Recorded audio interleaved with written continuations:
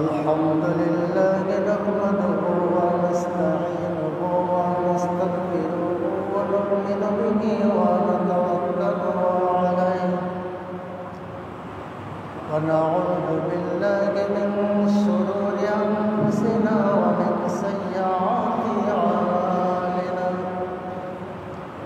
من يهده الله فلا مضل له ومن يضلله فلا هادي له ونشهد أن لا إله إلا الله وحده لا شريك له ونشهد أن سيدنا وسندنا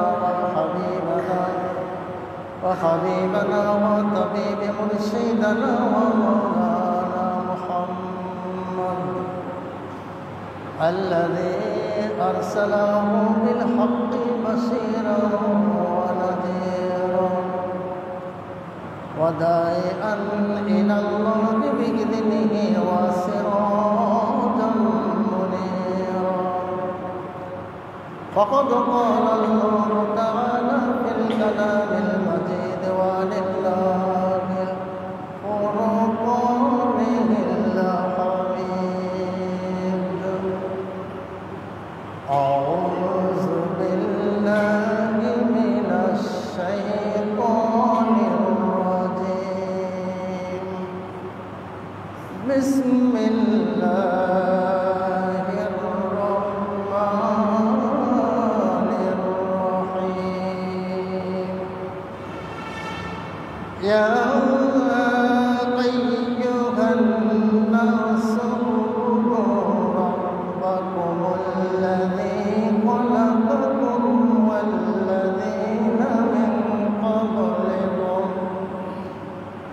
والذين من قبلكم لعلكم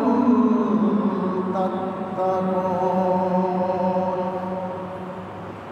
إن الله وملائكته يصلون على النبي يا أيها الذين آمنوا صلوا عليه وسلموا تسليما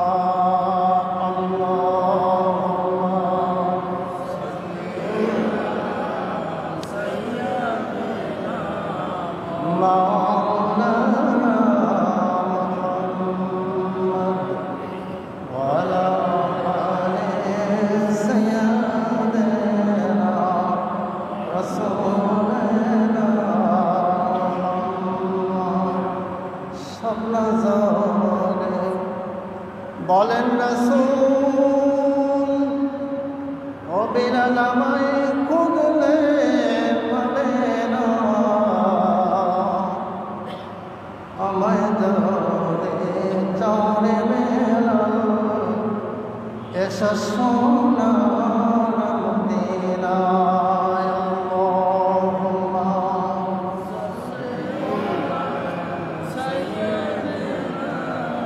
مولانا محمد وعلى آله سيدنا شفيعنا محمد نفسي نفسي রব উঠিবে মুমিনের হাসরের ময়দানে ইয়া হাবলি উম্মতি বলে নবী দিন কাঁদে নফসি নফসি রব শুনে আল্লাহুম্মা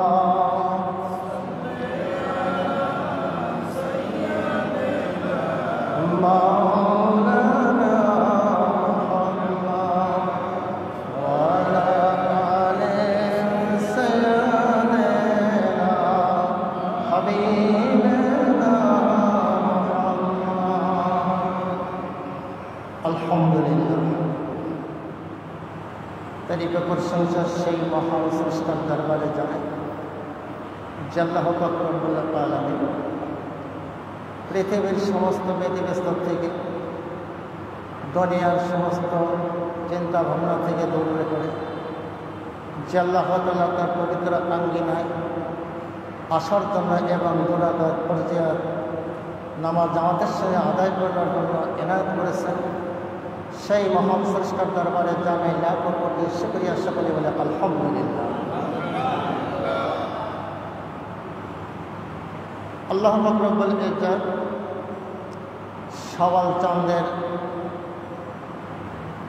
এই জমাতে আল্লাহ তাআলা যাদেরকে এই মসজিদের আঙ্গিনায় সদস্য বানিয়ে আসার জন্য তৌফিক করেছেন, আল্লাহ তাআলা যেন যারা এসেছেন এবং যারা আসবেন পরে সকলকেই সুস্থতা রেখে তার পবিত্র আঙ্গিনায় এসে এই মসজিদে এবং জান্নাতের বাগে সদস্য হওয়ার জন্য এবং তথা জান্নাত আদম যে মুসল্লিগণ এই মসজিদের আঙ্গিনায় এসে সালাতুল ফরজিয়াত জামাত দরকাত নামাজ জামাতের সঙ্গে আদায় করে আল্লাহ তাআলা এই মুসল্লিদের জন্য জান্নাত আদম নামে একটি ঘর আছে।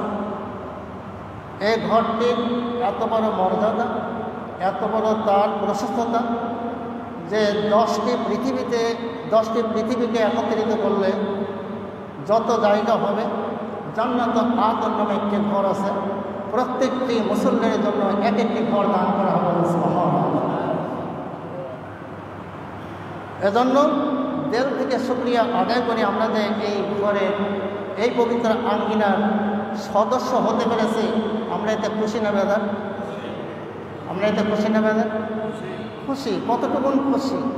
আল্লাহ তাআলা আমাদেরকে হসপিটালের বেডে রাখেন নাই, আমাদেরকে চিন্তা ভাবনার মধ্যে রাখেন নাই, পেরেশানিটা দূর করে দিয়ে আল্লাহ তাআলা তার পবিত্র আঙ্গিনায় আসার জন্য সুযোগ দান করেছেন। ওই মহান স্রষ্টার দরবারে আরেকটি শুকরিয়া দান আদায় করে সকলে বলে আলহামদুলিল্লাহ। আকবার দরুদ সালাম। মানবতার মুক্তির দিশারি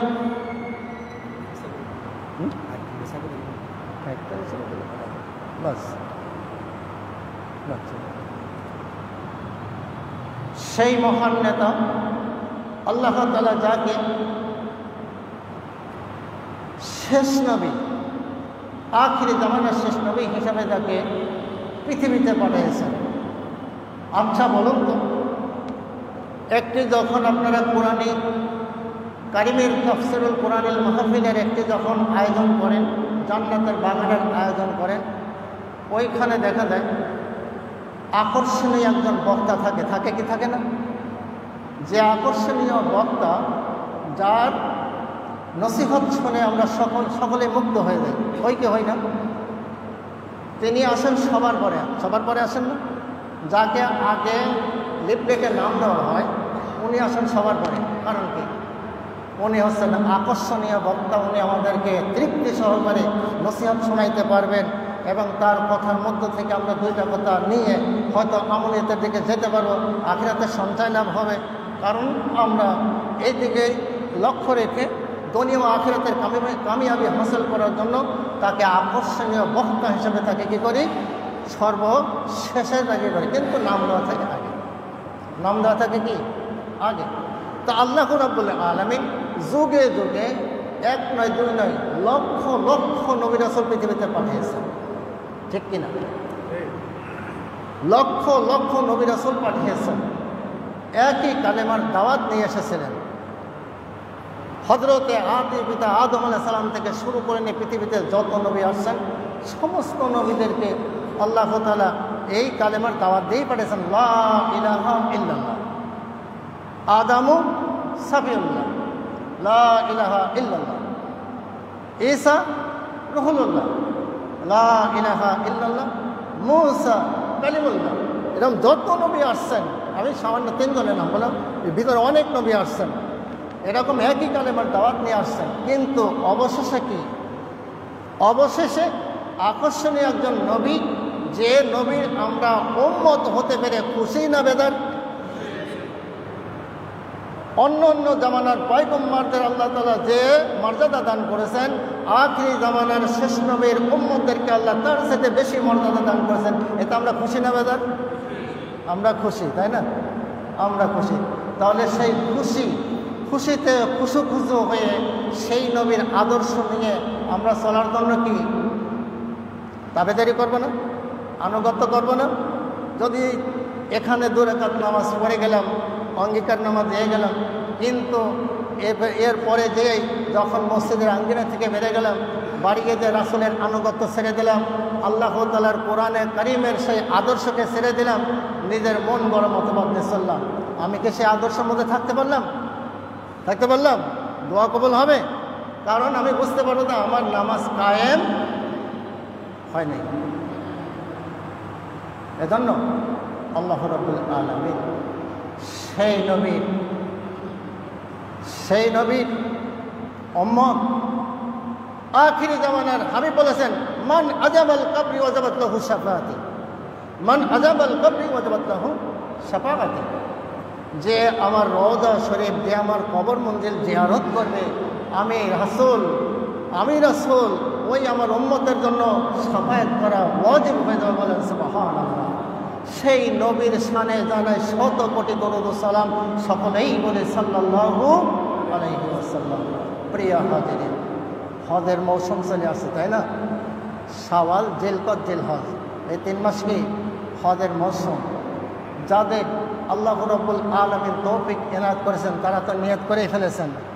যাদের এখনও তৌফিক দেন নাই, আমরা সকলেই নিয়ত করে রাখি যেন ওই রওজা শরীফের নিকটে যেয়ে 2 রাকাত পাশে নামাজ পড়ে এবং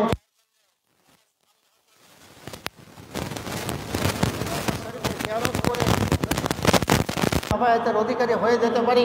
এটা আমার জন্য সুখবর না? আমার জন্য কি সুখবর না? আল্লাহ তাআলার হাবিব আমাকে শাফায়াত করা তার জন্য ওয়াজিব হয়ে যায়, তাহলে কি আমি জান্নাতের একজন সদস্য হতে পারবো না? পারবো কি পারবো না?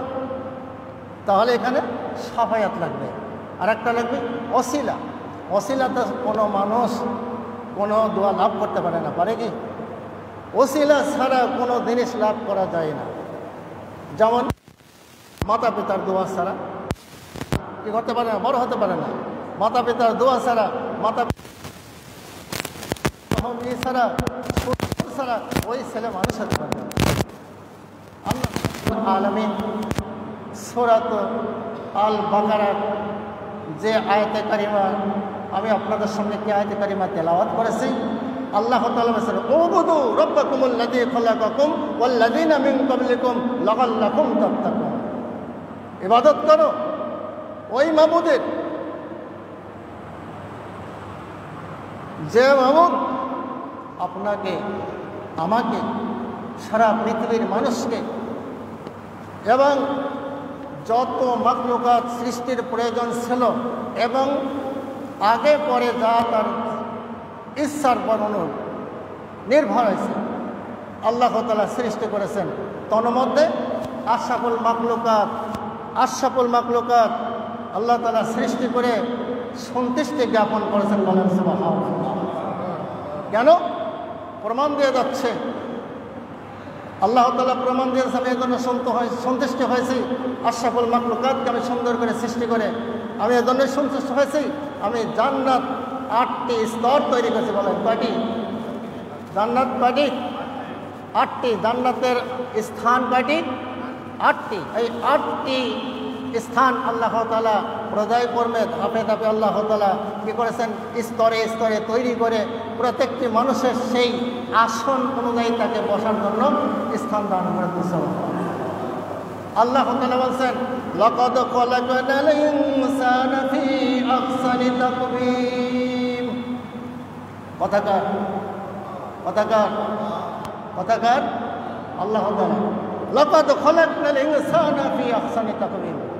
আমি আল্লাহ তাআলা আমার বান্দাকে সুন্দর সাজে, সুন্দর রূপে এমন সুন্দর করে তৈরি করেছি, আর কোনো মাখলুককে এমন চেহারা দিয়ে এমন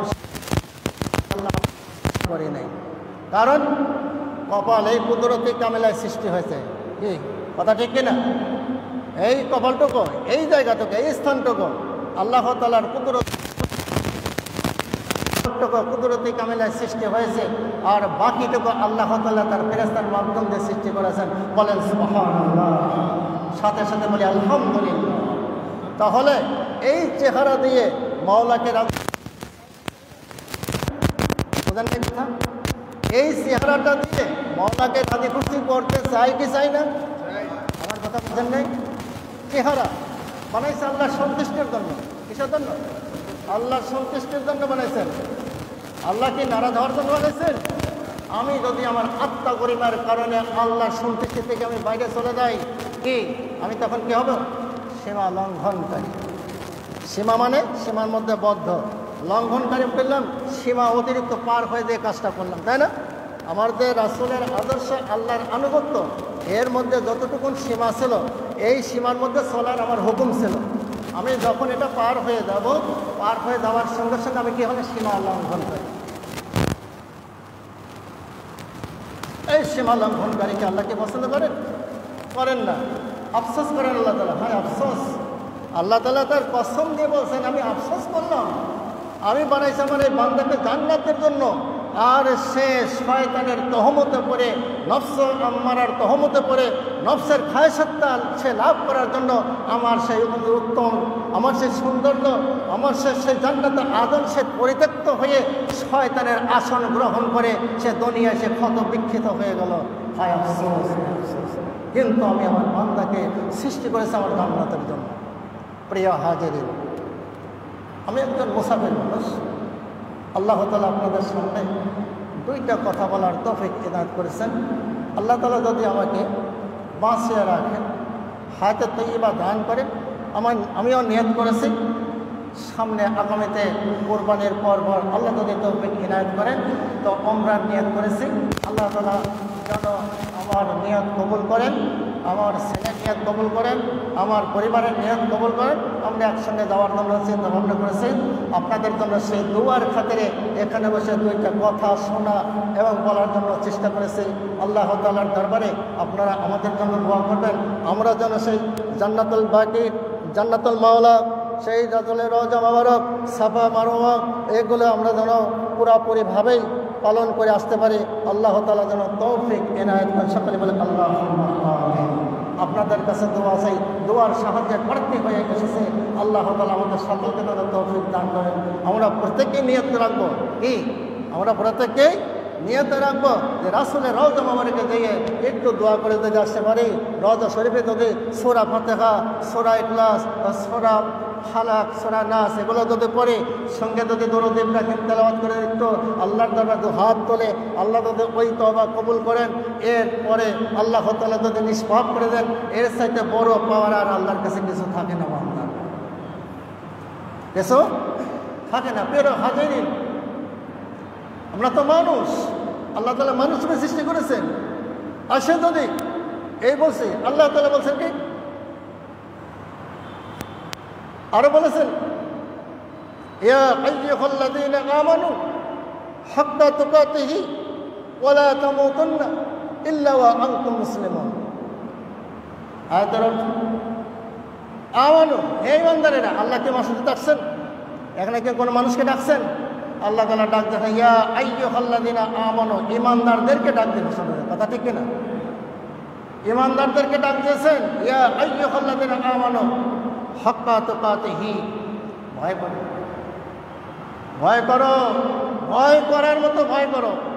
এক্সাম্পল একটি কথা বলে, এই সময় যদি হঠাৎ রোডে চলছেন, চলার খাতিরে পাশে জঙ্গল থেকে যদি একটি রয়্যাল বেঙ্গল টাইগার এসে তার সামনে হাত করে এসে দাঁড়ায়, আপনি কি আস্তে থাকবেন? জ্ঞান হারা হয়ে যাবেন না? অস্তিত্ব হারায় ফেলবেন না? বলেন, তখন কেমন ভয় হবে? আমি তো শেষ, তখন কি আমি শেষ? অস্তিত্ব থাকবে? যদি দয়া করে সে ছেড়ে চলে যায় তাহলে পরেই ভালো, যদি না ছাড়ে তাহলে তো আমার আর মাথার উপায় থাকবে। এর নাম হলো কি? ভয়। আল্লাহ তাআলা বলছে, আমার মাখলুকটাকে দেখে যদি তুমি এতটুকুন ভয় করতে পারো, তাহলে আমি আল্লাহ তাআলা 7 তবক জমিন আসমান আমি আল্লাহ তাআলা সৃজন করেছি, আমি আল্লাহ তাআলা কত বড়, বোঝেন নাই? আমি আল্লাহ তাআলা কত বড়। শুধু তাই না, আল্লাহ তাআলা বলছেন, আল্লাহ রাব্বুল আলামিন বলেছেন, হে মানুষ, তোমাকে যে দুনিয়াতে সৃষ্টি করে ছেড়ে দিয়েছি তোমার ইচ্ছা মতো চলবে, এটাই আমি তোমার জন্য যথেষ্ট মনে করি না। আমি তোমাকে সৃষ্টি করেছি, তোমাকে বিবেক দিয়েছি, আমি আল্লাহ তাআলা তোমাকে বোঝার জন্য শক্তিও দান করেছি। জান নেই সংসার পরিচালনা করার জন্য আল্লাহ জ্ঞান দেন নেই? দিয়েছে কিনা? আমার পরিবারের, আপনার পরিবারের আপনি যে পরিচালনা করেন, এ বিবেক আল্লাহ দান করেন নেই? বিবেক দান না করলে কি আপনি কি পারতেন?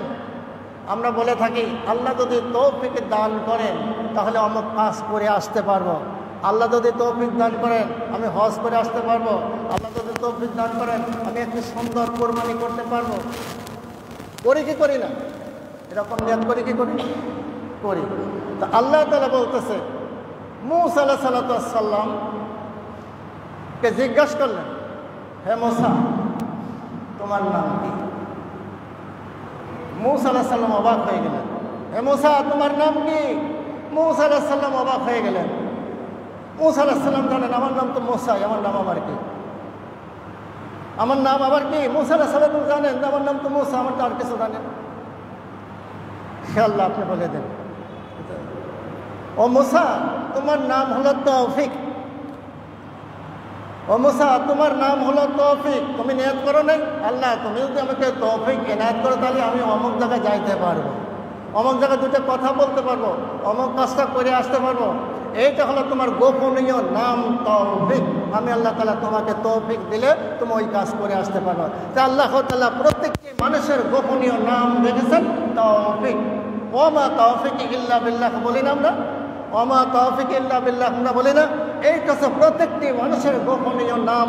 প্রত্যেকটি মানুষ যখন নিয়ত করে ফেলায়, আল্লাহ যদি আমাকে তৌফিক দান করেন ওই কাজটা করে আসতে পারবো, আল্লাহ যদি তৌফিক দান করেন আমি অমুক ব্যবসায়ী এই পর্যন্ত উপার্জন করে আসতে পারবো, আল্লাহ তাআলা যদি তৌফিক দান করেন আমি 5 ওয়াক্ত নামাজ যেন জামাতে নামাজ সুন্দরভাবে আদায় করে আসতে পারি, আল্লাহ যদি তৌফিক দান করেন। এমন নিয়ত করি না?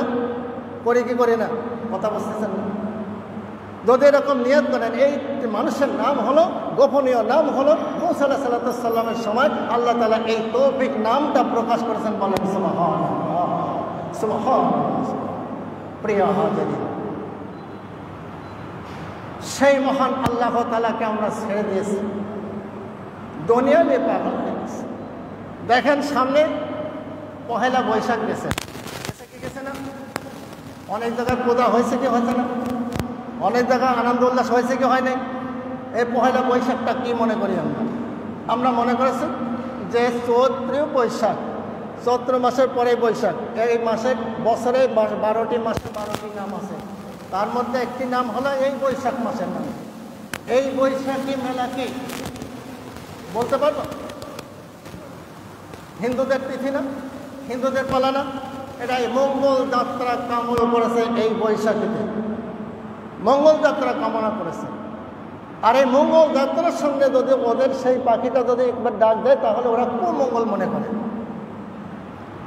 আর এই সময় যারা এই পহেলা বৈশাখ যারা পালন করে, সেই বৈশাখী নামে মা দুর্গার 7 জন মেয়ে ছিলেন, তার একজন মেয়ের নাম ছিল বৈশাখী। বলে নাউযুবিল্লাহ। কারণ এই বৈশাখী দেবীর নামে যারা পৃথিবীতে খয়রাত করলো তারা ওই খানাটা হারাম মনে করলেন, ওই খানাটা তাদের জন্য হারাম। আর মুসলমানের বাচ্চাদেরকে যদি আমরা অভিভাবকরা যদি ওইভাবে ঠেলে দিই তাহলে এর জন্য কাল কিয়ামতের দরবারে, কাল কিয়ামতের ময়দানে আল্লাহ তাআলার কাঠগড়ায় দাঁড়িয়ে আমাকে আমার সন্তানের জন্য হিসাব দিতে হবে। প্রিয় মুসলমান, প্রিয় মুসাফির ভাইরা, তার কারণ বাড়ির থেকে পা বাড়াইলে কি হয়ে যায়? মুসাফির হয়ে যায়। কোন জায়গায় মৃত্যু হবো, কী অবস্থায় মৃত্যু হবো আমি কি বলতে পারি? বলতে পারে। তাই আমি আমার পরিবারবর্গ, আমার ছেলে সন্তান, আমার আত্মীয় স্বজন সকলকেই যেন আমরা সুন্দরভাবে সেই পরিবার থেকে আমরা যেন মানুষে বাড়া আসতে পারি, যেই পরিবারকে আল্লাহ তাআলা বলেছেন, আল্লাহর হাবিব বলেছেন, আল্লাহ তাআলা বলেছেন, আল্লাহর হাবিব বলেছেন। আল্লাহ তাআলা কুরআনুল কারীমের মধ্যে বলেছেন, তার হাবিব হাদিস শরীফে বর্ণনা করেছেন, আহলুল কুরআনি হুম আহলুল্লাহি ওয়া খাসাতুহু। আহলে কোরআন গণে মহান আল্লাহ তাআলার পরিবারভুক্ত এবং খাস বান্দা।